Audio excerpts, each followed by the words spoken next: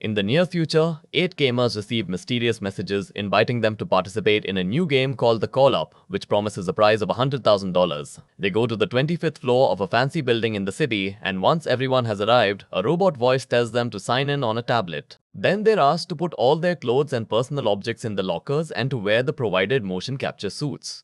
While they change, Adam is teased because he's too big for such tight suits. Carl reveals a nasty burnt scar, and Andre explains he used to be a soldier. When everyone is ready, they move into a room with a scanner. The voice tells them to step on the scanner and say their usernames, then they can pick up their new equipment. It's an advanced gear suit with a VR helmet that attaches to their spines for full immersion, which Adam thought was only a vie. Everyone puts on their gear quickly except for Zahid, a Bosnian Muslim who chose the nickname terrorist ironically without knowing everyone would see it on the suit. He doesn't want to play like this and tries to leave, but the door is locked and nobody comes when he asks for help. The other gamers convince him it's not a big deal, so Zahid agrees to play. The voice announces the start of the training module and everyone closes their helmets for the simulation to begin. The room transforms into an extremely realistic post-apocalyptic world. Their suits are replaced with military uniforms and their tattoos disappear. Although it feels real, their hands go right through the objects in the simulation. At that moment, the sergeant appears and starts treating them like new privates. They can't touch him either, and raising their helmets confirms he isn't in the room. He's just a very realistic NPC. The group follows the sergeant into another room where they get their weapons, which in real life are just props. The sergeant asks them to test their weapons on a bunch of bottles, and the players are impressed by the realistic recoil. After they practice for a while, the sergeant shoots 2 of them, which causes them to lose their vests. Since it's only a tutorial, they immediately get them back, as the sergeant explains getting hit just once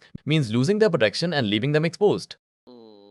If they get hurt after losing the vest, they can use a special serum injection, but they only get 1 each. This building has been overrun by dangerous terrorists, so the group's first mission is to take them out and get to the ground floor alive. Those who succeed will get the cash prize in real life. After the sergeant disappears, Andre decides to lead the group because of his experience and gives them tips on how to stay stealthy. They look around the different rooms until an enemy appears in the corridor and opens fire. Most of the group hides, but Andre moves fast and kills the guy. While the voice announces that they've completed level 25 and all the points are for Andre, they touch the body and confirm it's also an NPC. When they take the stairs, they discover there's a mechanism that will electrocute them if they try to leave without finishing the level. The group enters level 24 and finds more advanced weapons, so Andre teaches them how to use them. They move into the main room and Marco kills the first enemy that appears. Gaining confidence, most of the players begin running around and using random objects for cover while bringing down all the terrorists. Adam wastes all his bullets without landing a single shot, so Andre cuts in to shoot the guy and gets hit in return, so he loses his vest. Meanwhile, Taylor is having a panic attack. It turns out that a friend of hers received the invitation and she came in her place, but she can't handle the game's realism. Shelly tries to comfort her and remind her that this is just a game, but when it's her turn to shoot someone, she can't do it either. The terrorist approaching the girls is killed by Carl, who is then shot and loses his vest too. Carl tries to surrender, but the enemy shoots him again, so Shelly runs out to kill the guy. Both Carl and Shelly open their helmets, and even in real life, Carl can feel the unbearable pie. They return to the game and Andre injects Carl with the serum to instantly heal him. A traumatized Carl opens his helmet again to throw up in real life and says this can't be a game. Afterward, the whole group opens their helmets to take a break. While Adam finds new weapons, Carl explains he felt real shocks and theorizes this must be a reality TV show. Zahid panics and tries to take off his suit but can't, so Marco thinks it's a test. Then Zahid points out this could be an experiment by the military and Marco agrees, saying that Andre must be their inside man. An argument ensues and things get tense, so Andre goes to the bathroom to calm down. The players don't realize the game is still going and the terrorists they killed are revived.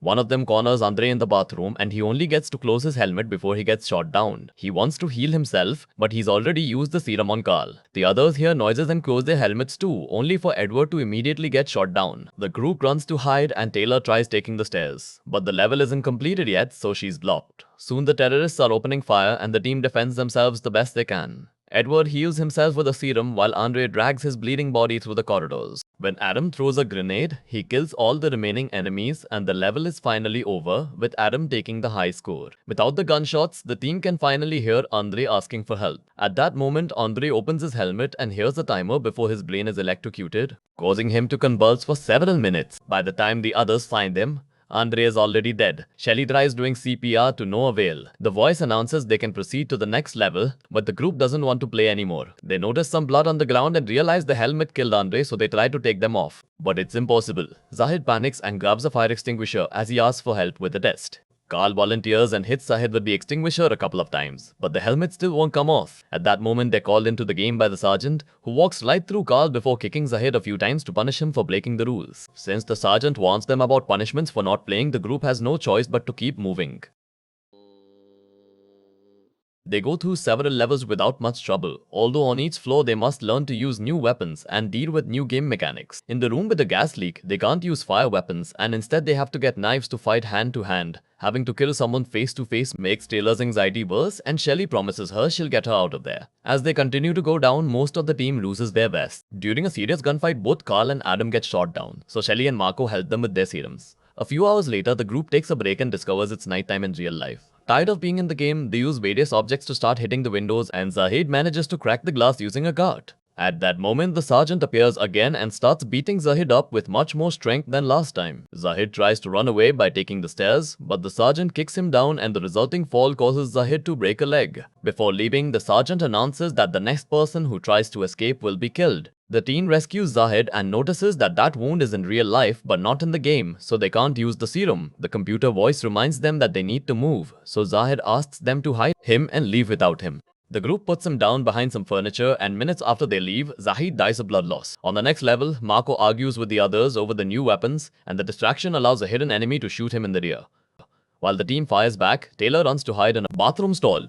After lots of shooting, a grenade ends the fight again, and Shelly helps Marco with a serum.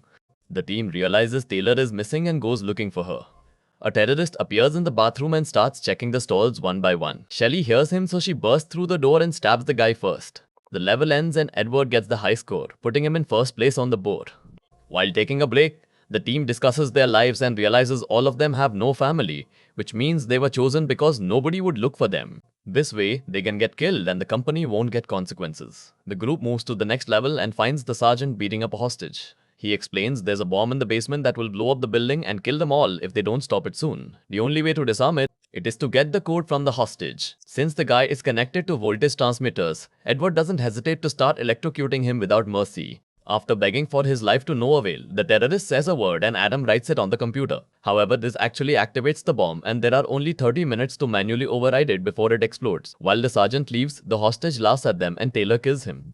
A furious Marco blames Adam for this and tries punching him but gets his hand hurt on the helmet, so he opens it to punch his actual face. When Taylor tries to stop him, she gets hit as well.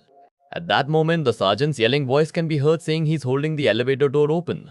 The team rushes to get inside and the elevator starts going down, only to stop rather abruptly. The doors don't fully open, so Marco pulls to create enough space for everyone to come out. However, when Adam tries to leave, Marco blocks him as punishment and they both end up stuck inside. The elevator takes them to the third floor and closes after they come out. The duo sees a crashed helicopter outside the window before they start advancing through the level. Marco forces Adam to go first and Adam manages to kill a terrorist, but he also runs out of ammo. This doesn't stop Marco from pushing Adam ahead, keeping him as a shield. This allows Marco to run and hide while Adam is shot down, and in a few seconds, he's dead.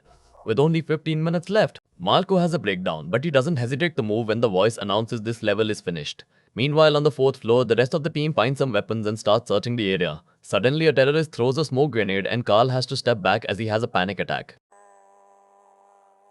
Shelly rushes to check on him and Carl explains he lost his girlfriend during the fire that gave him the scar. He blames himself for not saving her and now smoke is a trigger for him. With a few words, Shelly calms him down and convinces him to keep moving. The team continues through the different levels and reaches floor 1 with almost no ammo. While the others keep fighting the terrorists, Taylor searches the area and finds some serum. Suddenly, Marco appears behind her and asks for the injection, but Taylor refuses, so Marco shoots her to death. When Carl comes looking for Taylor, Marco pretends he's being attacked and ignores him. Carl finds Taylor's body and after freaking out, he sees she's written Marco's username with her blood. A furious Carl opens his helmet and attacks Marco in real life, landing a few kicks to choke him. However, Marco pushes Carl against the wall and brings him down to hit him until they separate. Carl retaliates by hitting Marco with a fire extinguisher, but Marco kicks him off. When Marco gets ready to shoot Carl, the sergeant appears and starts beating him up. After a few punches, the sergeant grabs Marco by the neck and strangles him until he dies. After finding the bodies, the 3 remaining players start making their way down with only 7 minutes left. When they reach the basement, the voice says this is the final level. The trio grabs the new weapons and searches the floor, killing the terrorists they find along the way. Whenever there's an opening, they try to move toward the bomb, but the enemies just keep coming. Carl throws a grenade and finishes the fight, so now they can move faster. However, a surprise terrorist appears in a van and quickly shoots Carl down while Shelley and Edward run to hide. While Carl searches for his serum injection, Shelley hears there are only 2 minutes left and tries to run to the bomb, only to be shot down too. Carl gets shot again as he moves toward her and heals her instead. He tells her to win before dying by her side. Edward then uses a bazooka to kill the last enemy and runs to stop the bomb with just a second left. Afterward, the sergeant shows up to congratulate them on winning. Edward starts repeating the sergeant's speech, revealing he's been the company's inside guy all along. The simulation ends and a bunch of men in black come in to put Shelley to sleep before they start cleaning the building and getting rid of the bodies. The game server deletes all the information on the players and initiates the shutdown sequence. In the morning, Shelley wakes up in her normal clothes and finds Edward in a suit helping the crew take care of everything. He gives her the bag with the cash prize, and when she threatens to go to the police, he points out nobody will believe her. When a man tries to sedate her again, Shelley fights back and injects him instead. Then she steals his gun and shoots all the lights in the parking lot. Edward sends his men after her, but after all the experience Shelley got in the game, she easily kills them all. When Shelley comes out, Edward begs for his life, but she kills him too with no mercy. Then she leaves the building without taking the money. Make sure to subscribe and turn on notifications so you can watch more videos like this. Thanks for watching.